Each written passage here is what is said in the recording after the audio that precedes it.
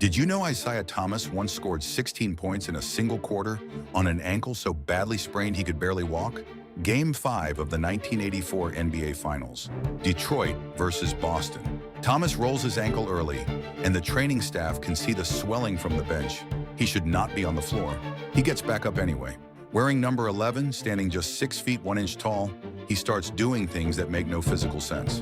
Pull-up jumpers, drives into traffic, shots falling from angles that shouldn't work for a man limping on one good leg. 16 points in 1 quarter. Larry Bird watched it happen in real time and said afterward he had never seen anything like it in his entire life. That is not a small thing coming from Larry Bird. Thomas finished with 35 points before fouling out late. The Pistons still lost the game. And somehow that makes the whole thing hit harder because he gave everything he had and it still wasn't enough. That is what a true competitor looks like.